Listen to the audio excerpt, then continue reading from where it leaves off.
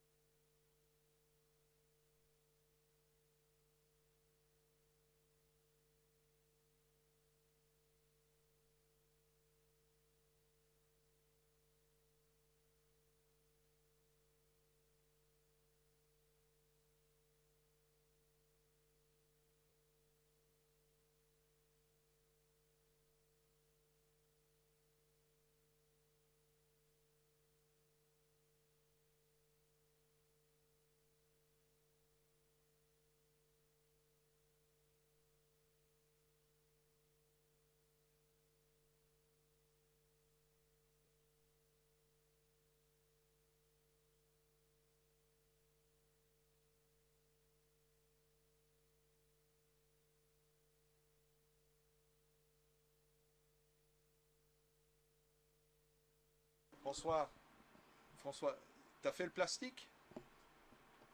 Ah, ok, merci. Un papier pour lui et un plastique. Merci.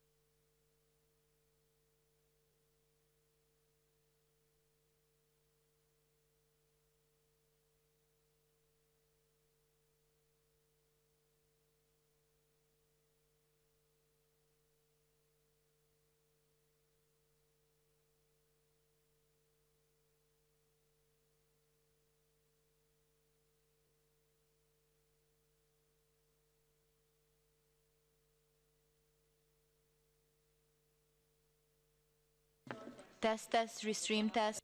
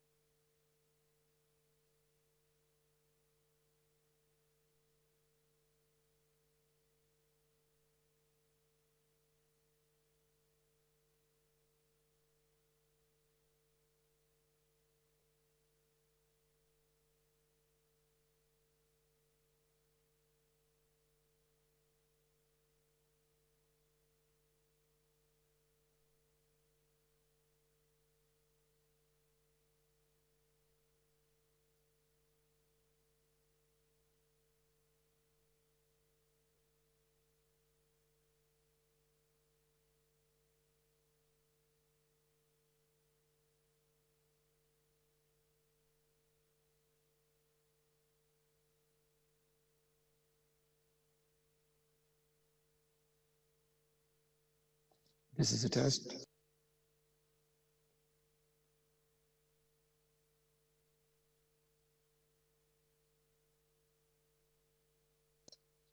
Hello, journalists on the line. This is Chris in Geneva testing the audio from the bridge to the room. Thank you for joining us. We are hoping to start soon, so please stand by. Until then, I think this is a good, successful test. 1, 2, 3, 4, 5.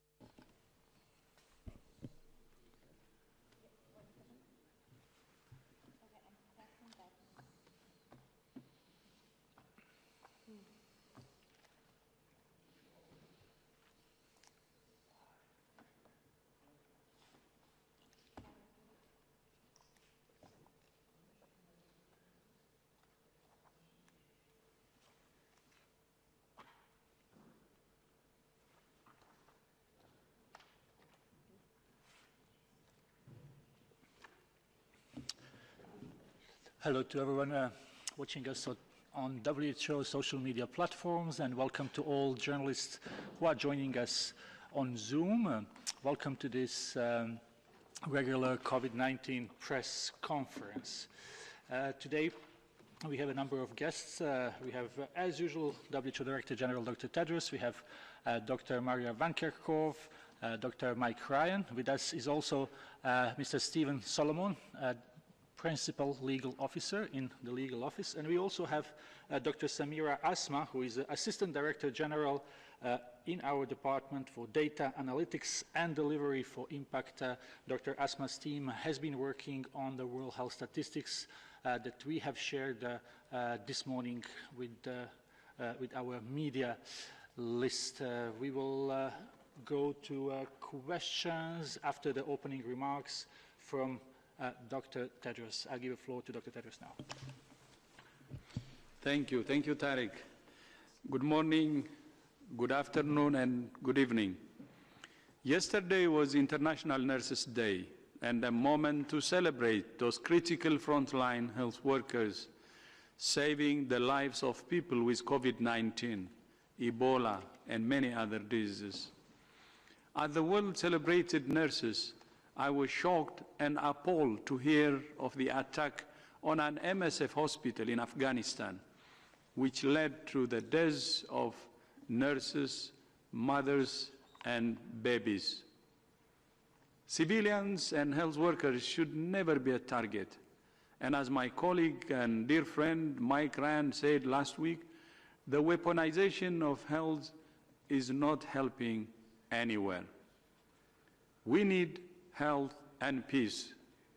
We need peace for health and health for peace. And we need it now.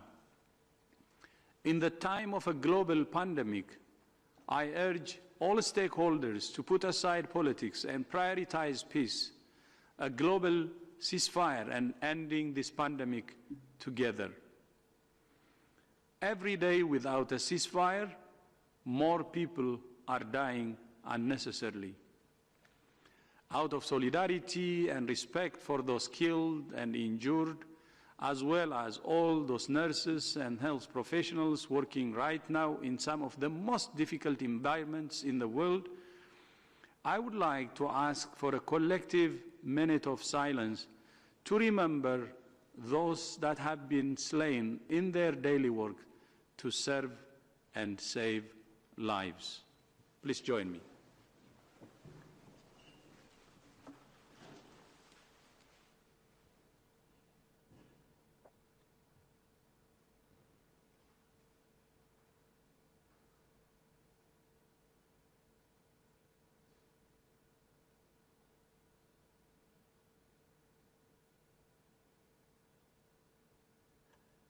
Thank you.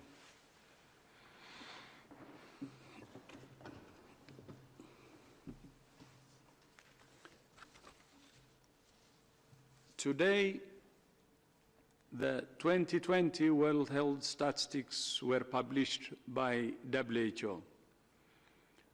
There is good news that overall people around the world are living both longer and healthier lives. The biggest gains were reported in low-income countries, which saw life expectancy rise by more than a fifth since the turn of the millennium. Better maternal and child health care has led to halving of a child mortality since the year 2000, an achievement for the world.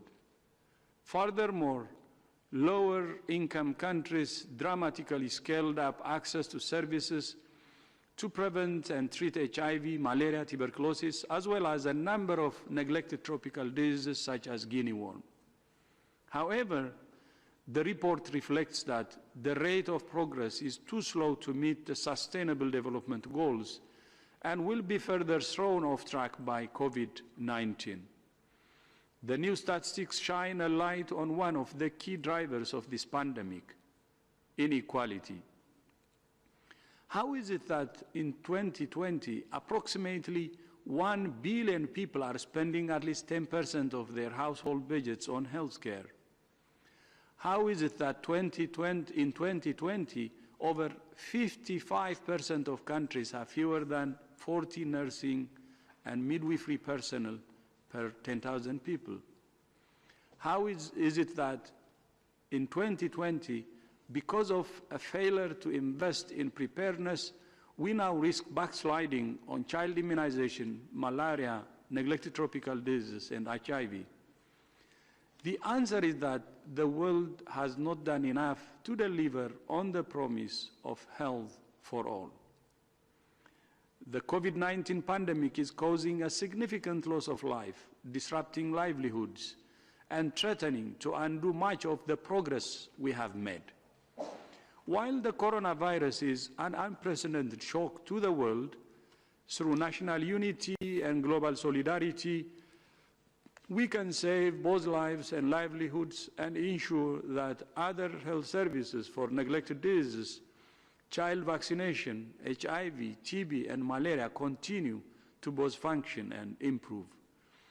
During the World Health Assembly next week, we will discuss with health leaders from across the world not only how to defeat COVID-19, but also how we can build back stronger health systems everywhere. We have a once-in-a-lifetime opportunity to prove that the world is more than just a collection of individual countries with colorful flags. We're one world that has more in common with each other than we would ever dare to believe. The pandemic has made it crystal clear that we're one world that has more in common with each other than we would ever dare to believe. The best defense against disease outbreaks and other health threats is preparedness, which includes investing in building strong health systems and primary health care. Health systems and health security are two sides of the same coin. If we don't invest in both, we will face not just health consequences, but the social, economic, and political fallout that we are already experiencing in this pandemic. Today, I joined leaders from the global health, human rights, and development institutions to draw the attention of political leaders to the heightened vulnerability of prisoners during the COVID-19 pandemic. Along with WHO's own guidance on prisons, I urge political leaders to enhance all prevention and control measures in respect to vulnerable populations in places of detention. Overcrowding in prisons undermines hygiene, health, safety, and human dignity. A health response to COVID-19 in closed settings alone is insufficient. We urge political leaders to ensure that COVID-19 preparedness and responses in closed settings are identified and implemented in line with fundamental human rights and are guided by WHO guidance and recommendations to protect human health. Furthermore, today the WHO announced the launch of the WHO Academy application designed to support health workers, and the WHO Info app designed to inform the general public during COVID-19. The apps are available in all UN languages: Arabic, Chinese, English, French, Spanish, and Russian. With these new mobile apps, the WHO is putting the power of learning and knowledge sharing directly into hands of health workers and people everywhere. The WHO Academy app provides health workers with mobile access to a wealth of COVID-19 resources developed by WHO that include up-to-the-minute guidance, tools, training, and virtual workshops that will help them care for COVID-19 patients and protect themselves. Furthermore, in response to COVID-19, WHO has utilized our Open WHO platform and translated guidance into training, including 68 online courses to improve the response to health emergencies. It now has more than 2.5 million enrollments and hosts free trainings on 10 different topics across 22 languages to support the coronavirus response, including our first course in Swahili this week. Every day, we learn more and more about COVID-19, and new apps and courses for health workers and the general public allow us to disseminate information quickly and effectively. Sharing experience and best practices is critical for strengthening our response to the pandemic. Learning together is key to building national unity and global solidarity, so that together we accelerate progress faster and build a better world for us all to live in. I thank you. Thank you very much, Dr. Tedros. We have shared with journalists several press releases on topics that have just been mentioned now. We will start with question. As we had in the previous weeks, you can ask question and listen to this press conference in 6 UN languages, plus Portuguese, plus Hindi. Our interpreters that we would like to thank are here to help with that. If we are okay, we will start with Jennifer Rigby from Telegraph. Jennifer? Hello, hi. Yeah, Jen here from the Telegraph. I wanted to ask, please, have you been tracking attacks on healthcare workers that are linked to the pandemic, and how concerned are you about those attacks? Thanks for the question. We have a system for tracking attacks on healthcare which we've operated since 2017. As you can imagine, that system is very much focused in zones and countries of conflict around the world, and it has heavily focused in those countries where we've seen horrific attacks on healthcare, like the most recent one in Afghanistan. And again, my personal condolences to the people affected and to our great colleagues in MSF. They've always been brave, courageous, and in the front line. We are increasingly concerned about a whole range of attacks, not necessarily on healthcare facilities related to COVID, although there have been situations where isolation facilities have been, in a sense, not attacked in the military sense of the word, but where there have been public unrest around those facilities. And again, we would like to separate here in our minds what are the direct targeting of healthcare facilities and the healthcare workers for the prosecution of war or conflict, which is the most abhorrent weaponization of health that you can possibly imagine. We need to separate that from what is, in this case, in COVID-19, very often uninformed, very often overreactions from individuals or communities who don't fully understand. They themselves are sometimes scared. And in that sense, I don't equate these two things together. It's very important. These aren't targeted, perpetrated, organised problems. But it does nonetheless have a huge impact on individual health workers, particularly when we've seen assaults on health workers themselves, because they are health workers dealing with COVID and are perceived to be bringing a risk back to their community. We've seen some assaults on COVID patients themselves, equally seen as a potential risk in communities. And just in April alone, we've noted more than 35 incidents in over 11 countries that were, more than there were quite serious sort of events involving attacks on individuals or groups.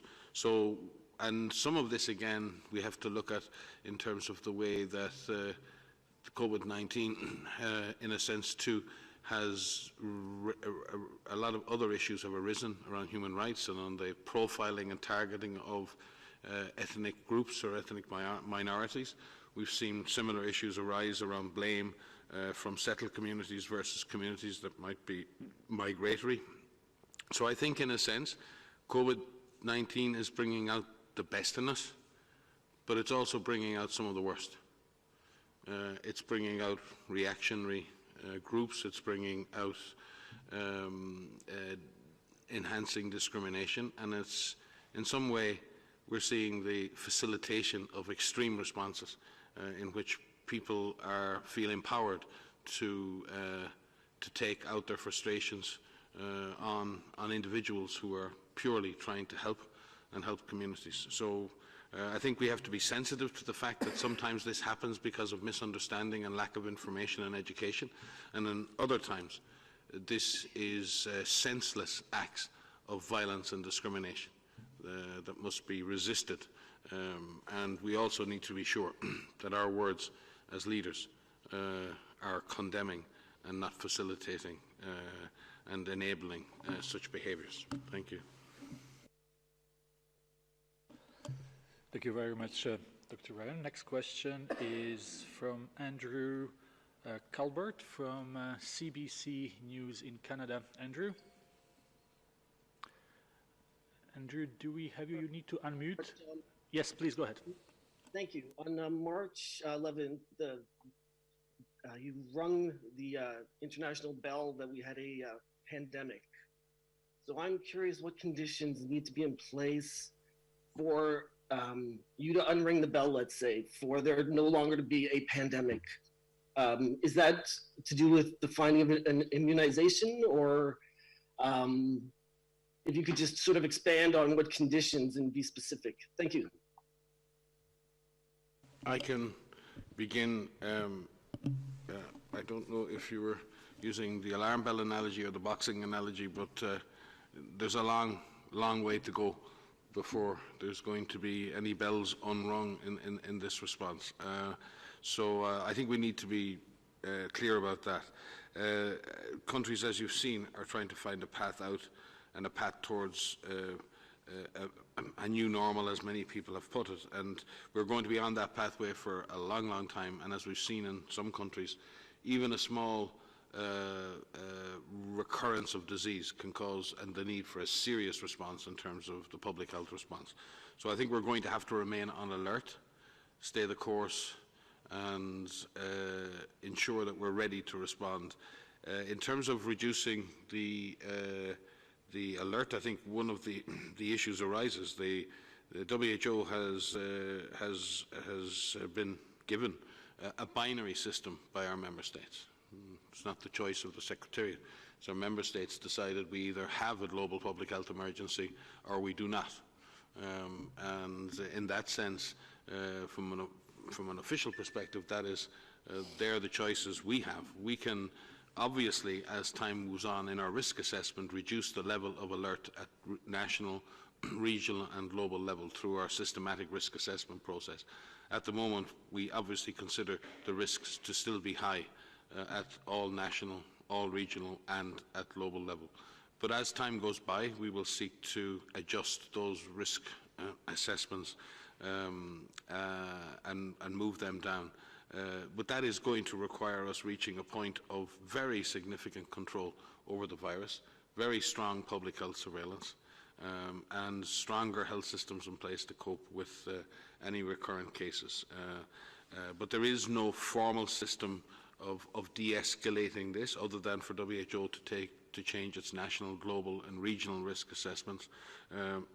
And obviously, as I said, the IHR only allows WHO two choices. There is either a global health, public health emergency, or there is not.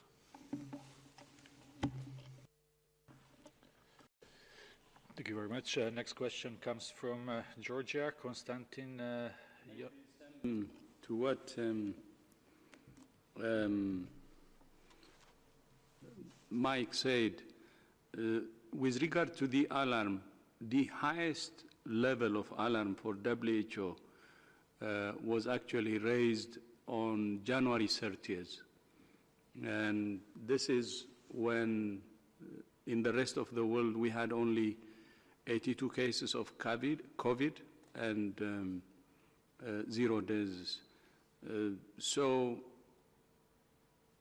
raising the alarm should be associated actually in the highest level based on the IHR with the January. Of course, many countries would like to get out of the, the different measures that are being taken by the country, by many countries, and that is rightly so. But our recommendation is still the alert at any country should be at the highest level possible. And whatever measures we take should be a very phased one that reflects the country's situation while investing in the comprehensive package that we have been advocating for. So while opening a country, still the alarm in each country can stay as high as possible, and we can do everything we can to control the epidemic. So the two can go together. So we will try Konstantin Yonatamishvili from Georgia. We try to have you on Monday. Hope this time it will be better. Konstantin, can you hear us?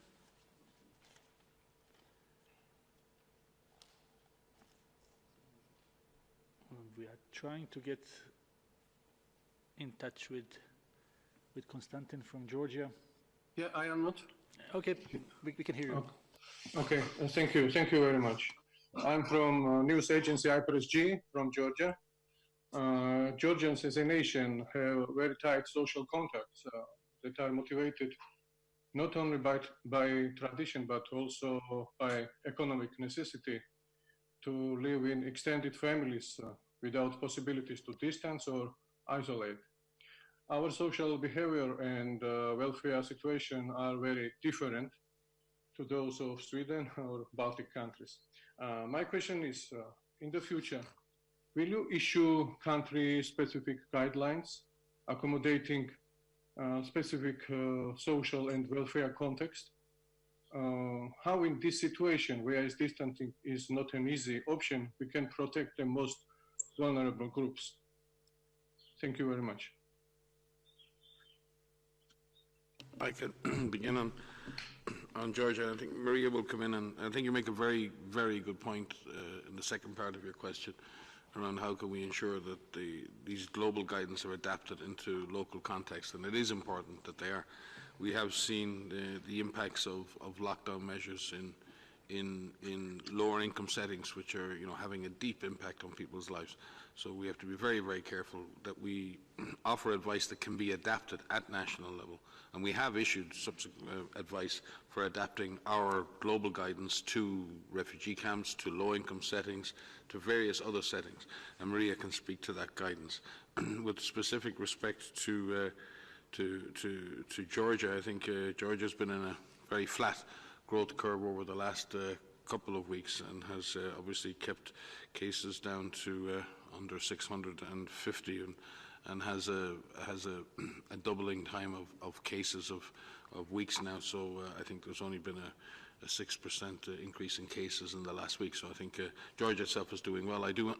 We do understand the context in Georgia, and I was proud to serve on epidemic response in Georgia many years ago, and have travelled throughout Georgia and understand the special social and cultural context. But I think Georgia also has a very strong and proud tradition in public health and science, and I'm sure, given the way the data looks, that Georgia will pull through. But I do respect the question that we must, and this is the job of national government. WHO can only create guidance at a global level aimed at giving governments the best possible scientific evidence and options, and very often you see with our documents, we call them considerations sometimes. We call them scientific technical advice, because what we really are conscious of is that what science may say is a fact at a global level must be adapted in terms of policy to local situations. And the translation of scientific knowledge into policy and into action requires that this happen not only at national level but very often at subnational level, and the context in some big countries is very different at subnational level. There are different groups, different ethnic groups, different populations, and therefore the constant capacity to be able to adapt guidance to the specific context in which our peoples live is extremely important. and something that's overlooked in the process. We tend to focus on the generation of scientific evidence as the primary job. In my experience, that's very important. But the ability to adapt that evidence and make it practical and usable at more and more local levels, especially at community level, is a great gift. I think that's been under-recognised very often in this response and in many other public health endeavours in the past. Maria? Thanks. Just to supplement that, to say, as Mike has just said, that we develop guidance at the global level. We work at the regional level through our regional offices where there are some adaptations that are made for the context of the region. We work through our country offices where the guidance is adapted further to the national context, and we work with ministries of health and other partners in countries to make sure that the guidance is adapted even further. So it takes into consideration the local situation, the capacity of the country, the economics of the country, the culture of the country, and as Mike has said, that adaptation is what makes this guidance useful. Having something on paper at a global level is not the same as taking it and putting it into a national action plan, resourcing that, ensuring that you have the right capacities in terms of people and products and testing and health workers and PPE to be able to implement that. And that takes some work, and that's really important because that adaptation makes it worth its weight. One thing to note, though, is that the goals don't change when you adapt to different contexts. We don't change the goal or minimize our efforts to save lives, to prevent infections. That goal remains the same regardless of where the guidance is implemented. What we have to do is be practical, and we have to find those adaptations that make it work. You mentioned the multi-generation homes where people are living in close contact to one another. That is common in many parts of the world, and that needs to be taken into consideration, which is why it's so important that countries have the ability to rapidly detect cases and isolate those cases in healthcare facilities. And if they can't be isolated in healthcare facilities, they're isolated in facilities that take them away from the home and care for them depending on the severity of their symptoms. And that's important because then you remove the virus from that home. And further to that, find the contacts, quarantine the contacts in safe situations. So just to highlight that we do acknowledge that what we put out at the global level may not be perfect for every situation, and it certainly is not, but it's using the evidence that we have, and we are constantly looking at that evidence, and we are constantly adapting our guidance and trying to make it as most useful for everyone across the world. Next question comes from The Independent. We have Borzu Daragi online. Do we have Borzu Daragi from The Independent? If possible, unmute, please.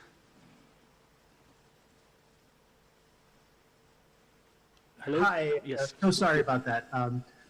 My question is regarding the reimpositions of lockdown measures in Algeria, Lebanon, southwest Iran, a few other places in recent days, as well as plans to reimpose the lockdown in Saudi Arabia later this month. Of course, we had the situations in Seoul and Singapore earlier. Do you see these? I'm sorry if this is a rather basic question that I'm sure you've rehashed over the recent weeks, but do you see these as anticipated and normal? And given the trajectory of this and other pandemics, do these reimpositions suggest policy failures in any way?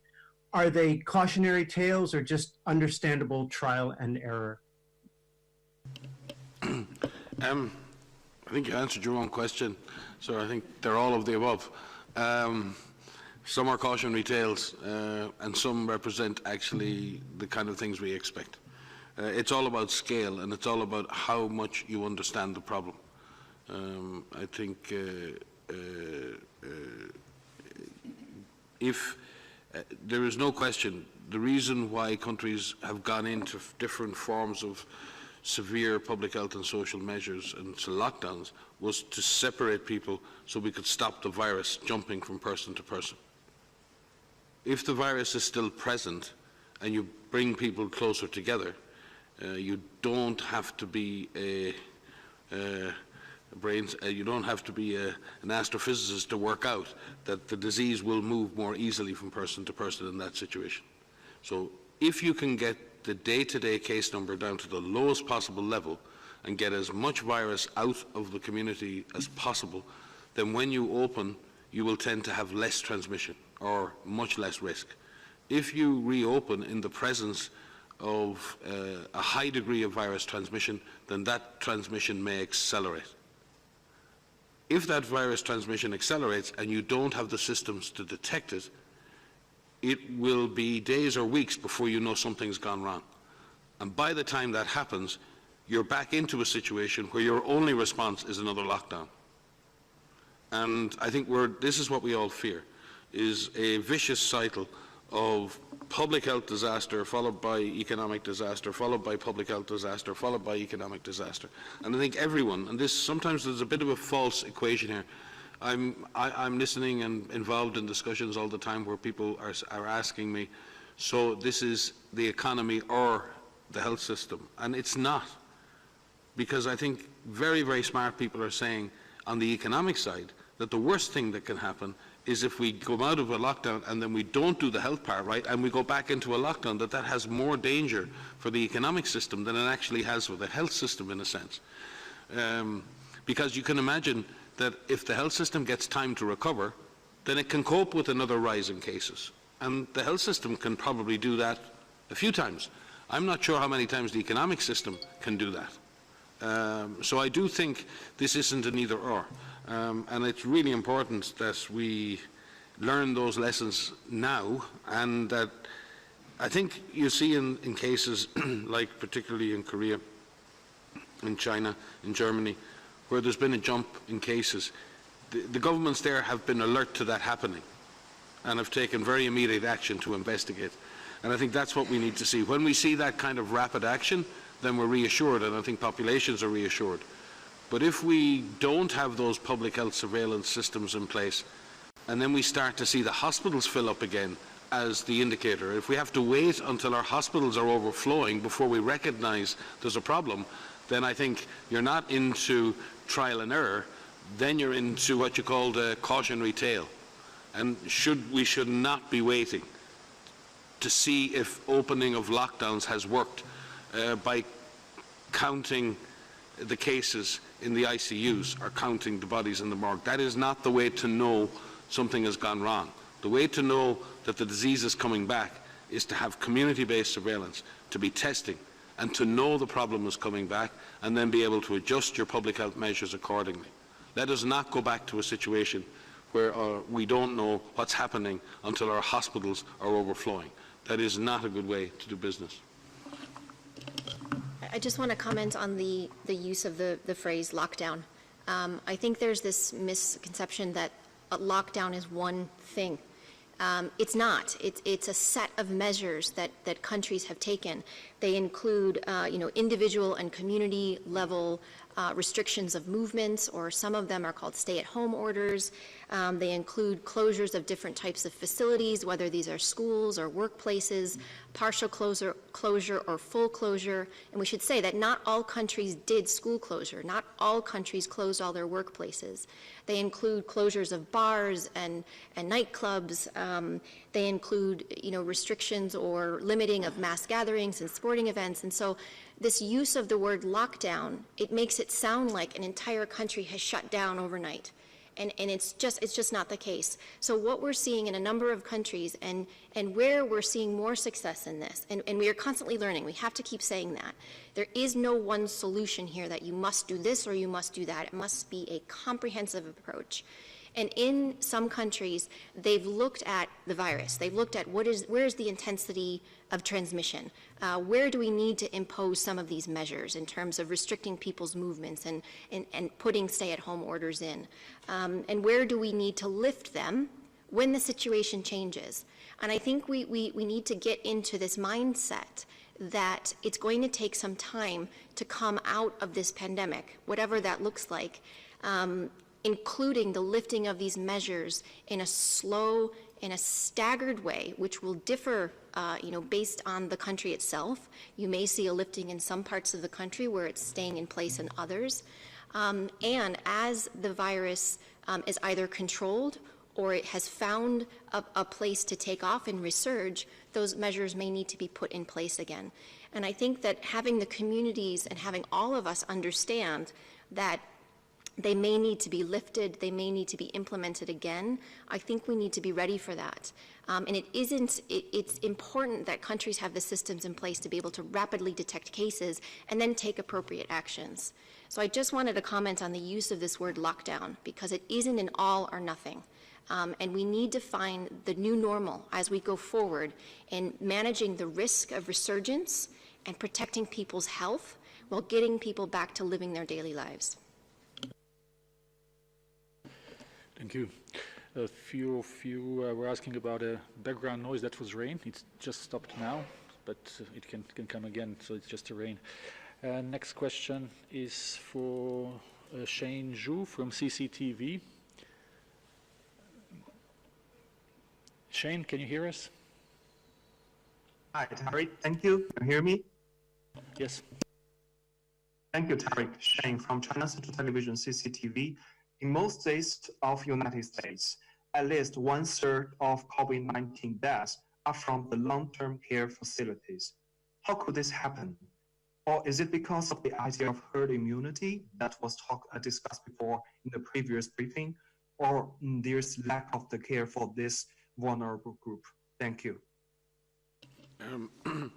Yeah, I think the issue of deaths in COVID-19 and long-term care facilities is a phenomenon that's unfortunately happened all over the world.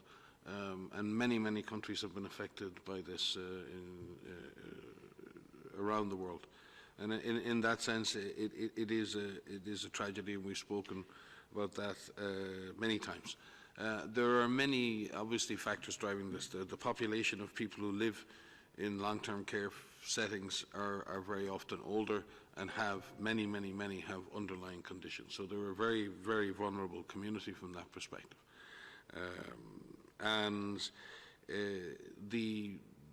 The long-term care sector is not like the hospital sector. It's people are living in very many different types of setting. It's not around the world. It's not a standardized setting, and some long-term care facilities can have many residents who are being served by a relatively small number of staff, who may or may not have lots and lots of training in healthcare provision and infection prevention and control, and those standards would vary greatly from country to country.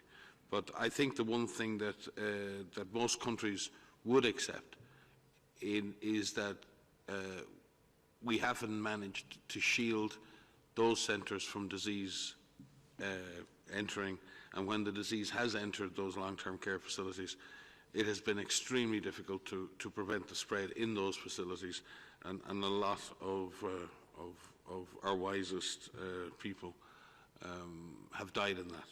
And I think this is something that's going to have to be dealt with as countries now emerge from a high incidence phase, because not only is it a tragedy that this disease is occurring and killing so many people in those facilities, if that disease remains in those facilities, it will come back out into communities through the workers who work there and families who visit. The DG has said no one is safe until everyone is safe. So we do have a duty of care to care for and protect our most vulnerable, our wisest, our most cherished citizens. And we also need to take this on, because our communities will not be safe in many countries where over 50% of all the cases have been in long-term care facilities. And I can tell you that's a long list of countries. If you measure how many countries in this response have more than 50% of their cases in long-term care facilities. But we also have long-term issues to face in terms of how we are providing care for our older citizens, and how that is delivered, and how that is paid for, and how safe and how appropriate that is. So that's a bigger discussion for another day, but it's one that will have to happen. But for now, we need to shield those very vulnerable people, and we need to be sure that we pick up these diseases. It's a bit, we were discussing earlier today with our colleagues who work in the NGO sector, about refugee camps, and we spoke historically how one case of measles or one case of meningitis in a refugee camp is an emergency, because the consequence of not reacting to that first case are so catastrophic. And we need to have that view when it comes to respiratory disease in long-term care facilities. And I think there may be a degree of complacence that if someone has a respiratory disease in a long-term care facility, well, that person's just old, or that may or may not be COVID. I think we have to have a high index of suspicion, and I think we need to be very reactive, and I think we need to provide support to those facilities. And I've seen some very good examples of hospitals, local hospitals, twinning and providing direct support to long-term care facilities to support their infection prevention and control, to have more access to doctors and nurses to come and help them make diagnosis, to have more rapid testing available and prioritised for long-term care facilities. They're the things we can do immediately in order to address the immediate needs. But I do think in the long term we will have to look at how we provide care and support for our, as I said, our older and most cherished citizens. Yeah, to quickly add, we do have guidance out on long-term care facilities, but the critical factor is to prevent the virus from entering into a system, into this closed setting, as they're known in the sense that people live in one building and facility. What the goal is to prevent the virus from entering in and to help these facilities to have a risk assessment-based approach to say, what is our risk of having this virus introduced? And if it is, what do we do? What is our plan to be able to protect the residents of these long-term facilities? How do we protect the workers who work there? And part of that is looking at infection prevention and control within that facility, ensuring that the workers who are there are trained, that the residents are familiar with what COVID is and how they can protect themselves, and ensuring that the right prevention and control measures are in place. As you've highlighted, that this is a persistent problem in many countries, and is something that we really need to find ways to better support countries in this. But not only that, we need to also ensure that the people who are living in these facilities also have the right clinical care for their chronic conditions, so that that is maintained, so that they have the right psychosocial support as they're going through this. Some people who are living in long-term care facilities are at the end of life stage, and we need to make sure that they still have access to their families and their loved ones as they're going through that. And so there's a balance that needs to be taken into account. But we must protect people who are living in long-term care facilities, and we must make sure that the guidance that we do have is used, and to find ways to adapt that to the different settings so that we protect people who are living in these facilities. Next question is for FA News Agency, Isabel Sacco. Isabel? Yes. Hello, do you hear me? Yes, please. Thank you, Tarek, for taking my question. There are some countries that did not wait to have too many cases of COVID to lock down, and I can take two examples very far away one from the other. Russia has had 6 weeks of lockdown, and Peru 8 weeks up to now.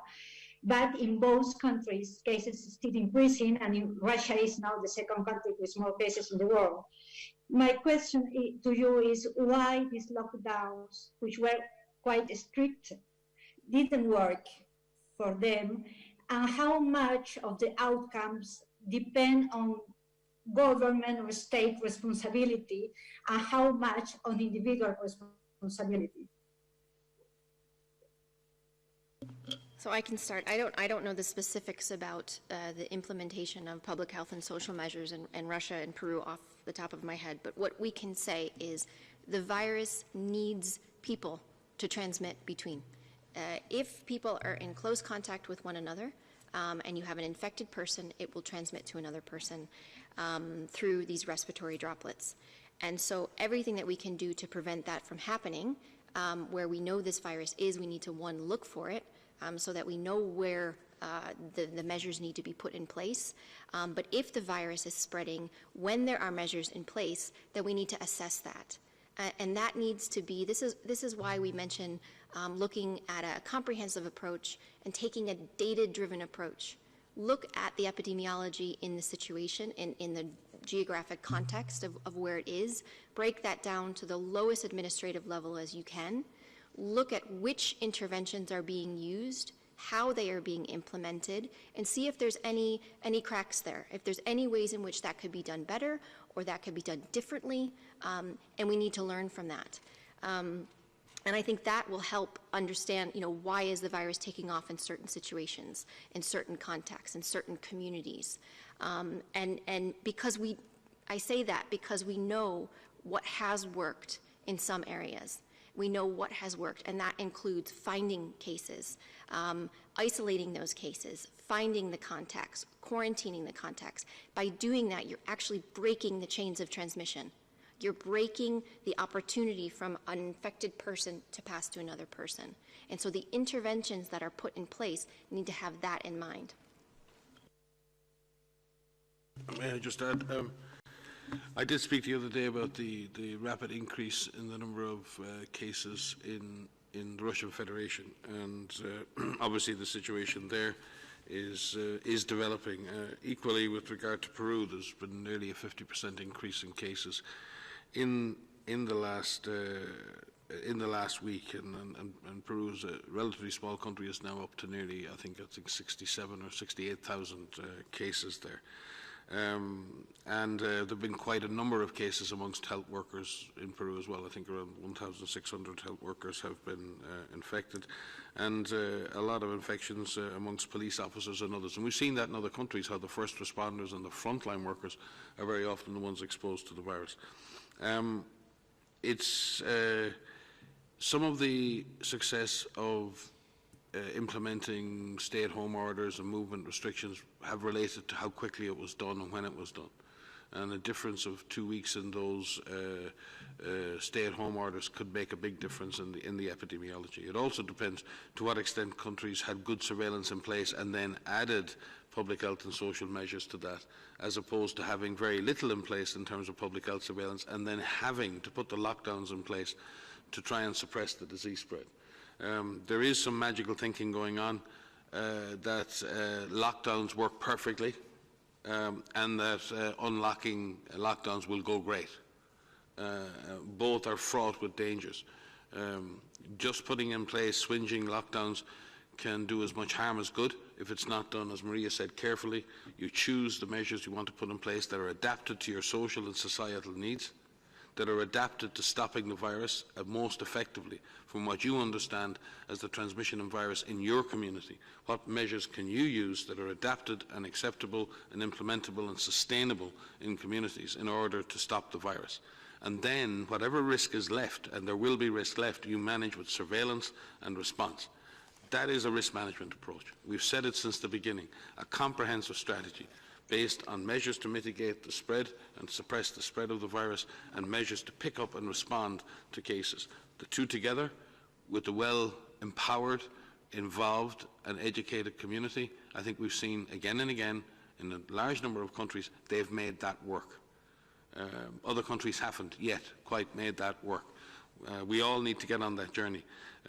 But I do think that when we say lockdowns didn't work, it may be a timing issue. It may be a fact that people were not on board with the processes. Maybe the wrong measures were chosen and weren't adapted to the social context. So I think it's hard to say that, but I think we need to be very, very careful in also saying that if lockdowns didn't work, then taking away lockdowns will work. They're not the same. Next question is Stephen from BBC World. Stephen Snyder, if I'm not wrong. Stephen, can you hear us? Yes, I can. Can you hear me? Yes. Very good. This is a question about the numbers of test kits in Yemen.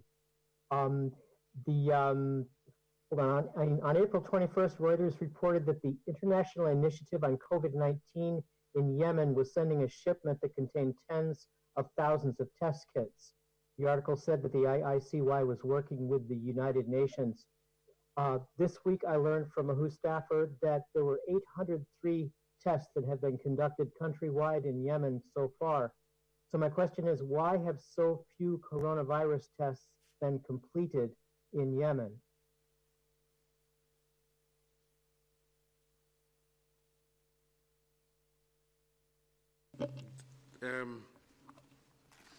I'll have to get back to you on the number of test kits that have been shipped to Yemen. I don't have that data with me. I do know as of the 9th of May we have 35 lab-confirmed cases and 7 deaths in Yemen, and we in the UN are operating under the assumption that the virus is circulating widely and undetected in local communities. Since the 2nd of May, we've seen a 5-fold increase, and while we may, increasing from 7 to 35 cases may not seem like much, we've seen that before. Very, very slow, low-level incidents followed by a rapid escalation. Everyone starts at 0 or 1. It's where you go after that that matters, and we do see worrying trends there. We have not suspended any of our operations at the moment, but we are greatly curtailed in our movements in the country for security reason. We're also trying to increase our footprint, but that also involves the rest of the UN decreasing footprint because there are limitations on the number of UN staff that can be in country.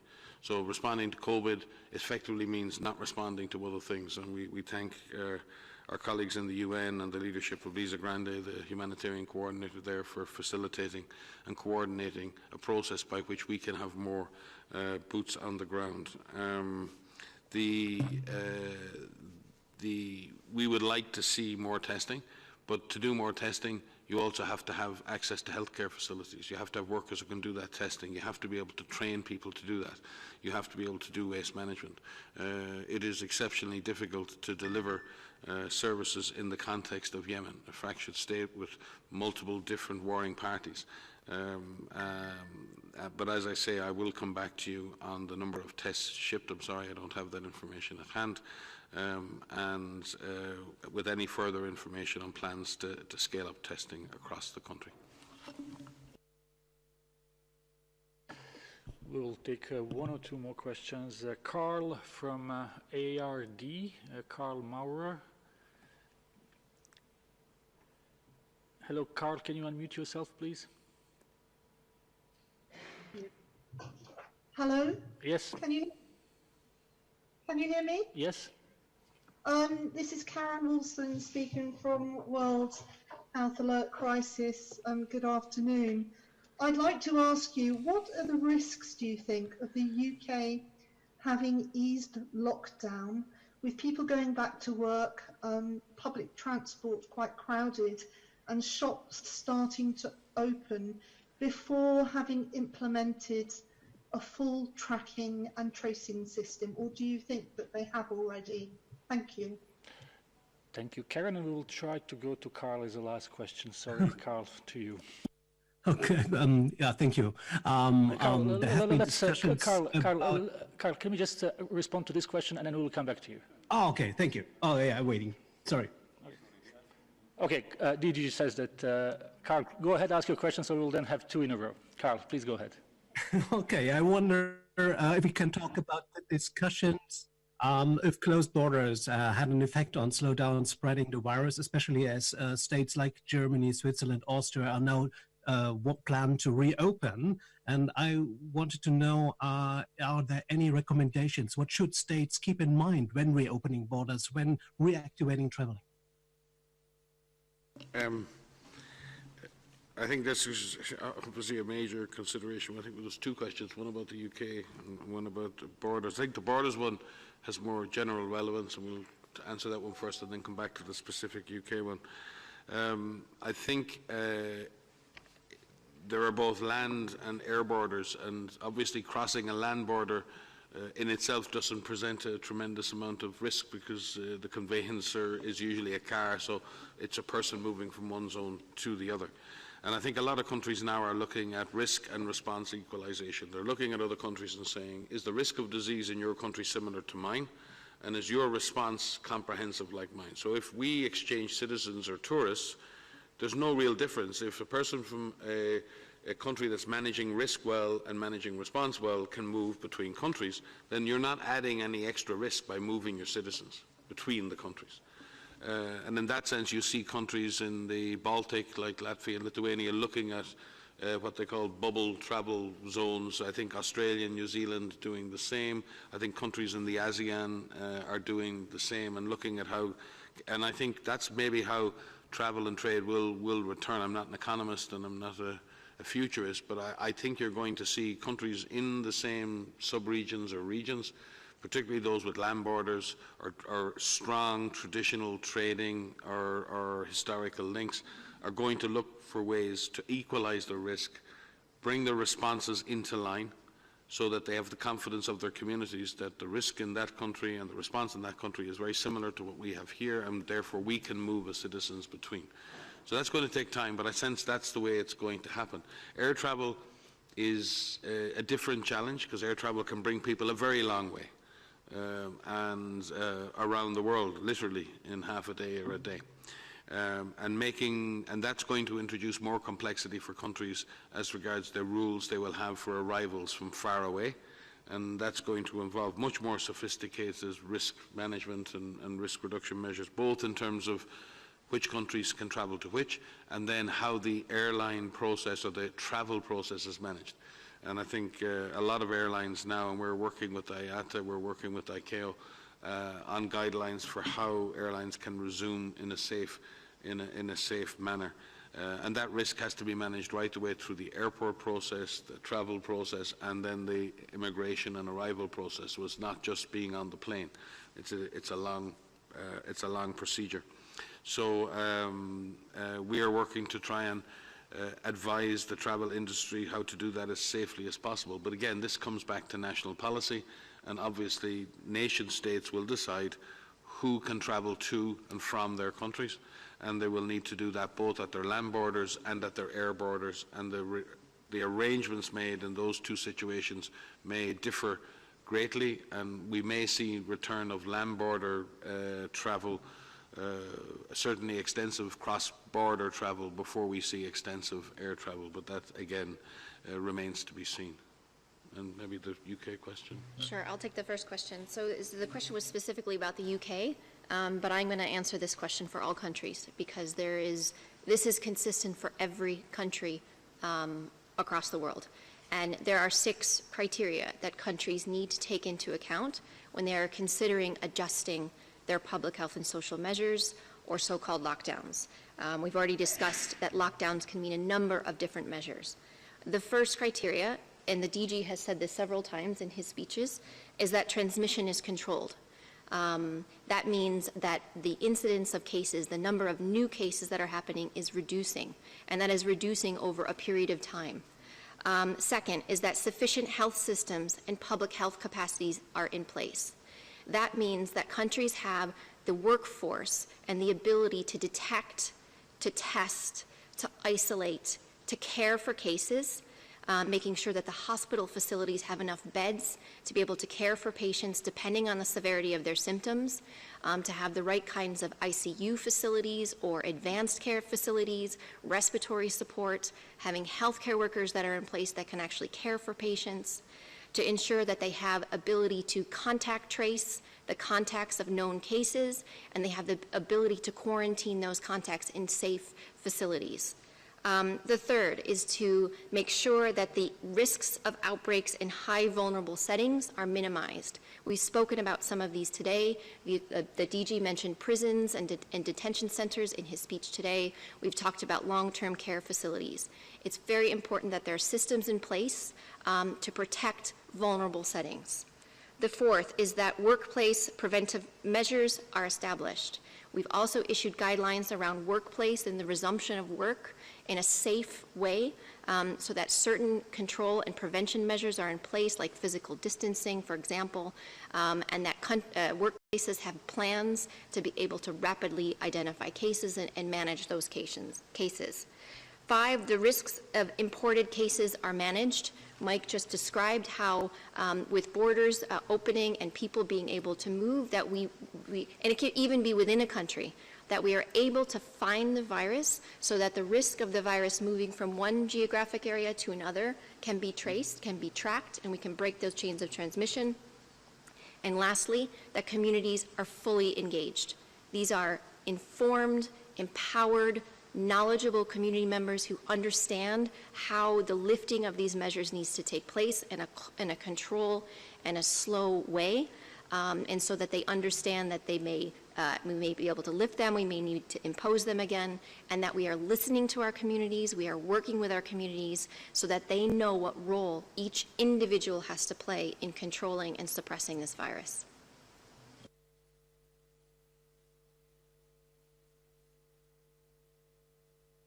And we will go to the last question for today, and that's Emma Farge from Reuters. Emma?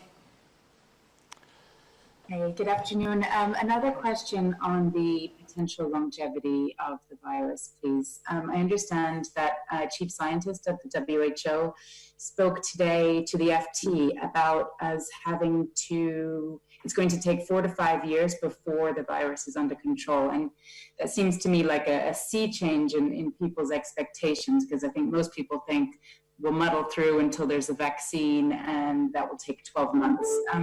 Is this view of the chief scientist something held widely within the WHO? Thank you.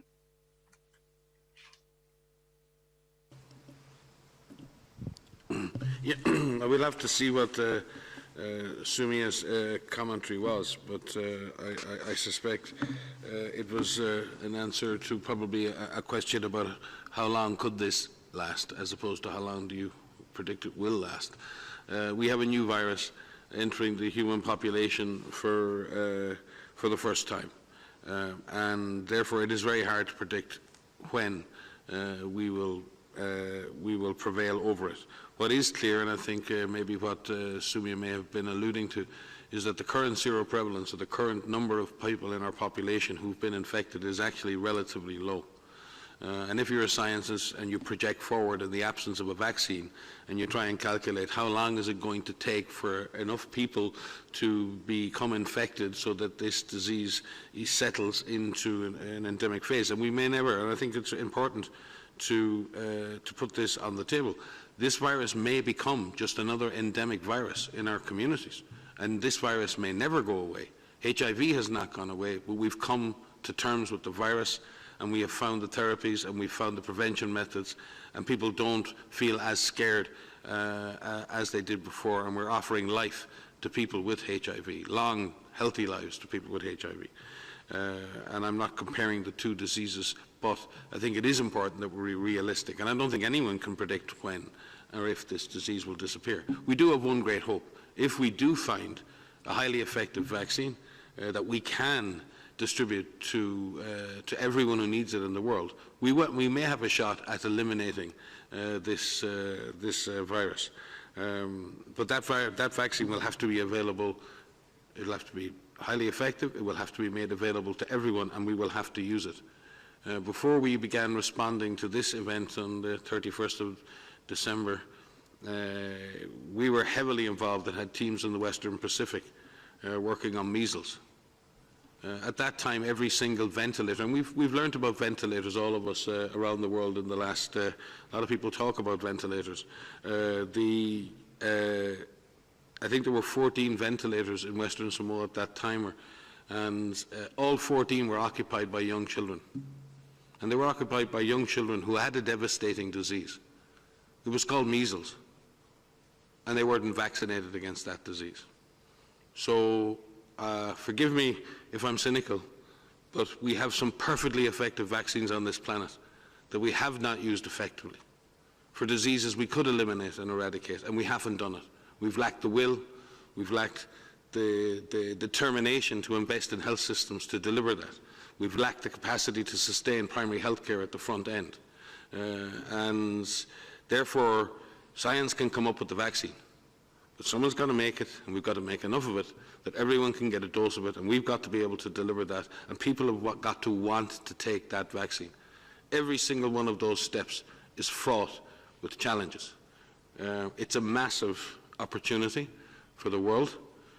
The idea that a new disease could emerge, cause a pandemic, and we could, with a massive moonshot, find a vaccine and give that to everyone who needs it and stop this disease in its tracks, will turn maybe what has been a tragic pandemic into a beacon of hope for the future of our planet and the way we care for our citizens and the way we work together to solve our problems through solidarity, through trust, through working together, and through a multilateral system that can actually benefit mankind. So I think there are no promises in this, and there are no dates.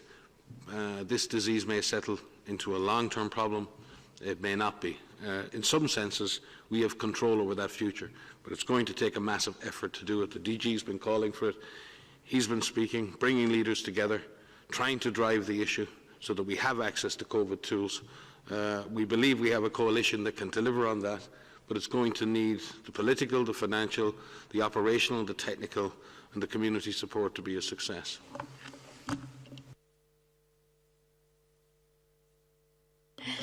I just wanted to add that I think many people are, in a state of feeling quite some despair. They've been at home for quite some time, and they're going through a very difficult situation. They've had loved ones who have been infected or who have died. But I just want to say that, the trajectory of this pandemic, the trajectory of this outbreak is in our hands. We have seen in a number of countries without medical interventions, and as Mike said, the global community has come together to work in solidarity to accelerate the development of a safe and effective vaccine, and to come together to commit to have access to that safe and effective vaccine when it is available. But we have seen countries bring this virus under control. We have seen countries use public health measures, the fundamentals of public health and epidemiology and clinical care, to bring the virus under control and to suppress transmission to a low enough level where communities can get back to work and communities can open up again. So we can't forget that. I mean, it will take some time before we have the information on these medical interventions, and it's coming, and people are working very hard on that. But this is in our hand, and we are seeing hope in a number of countries, and I really don't want people to forget that.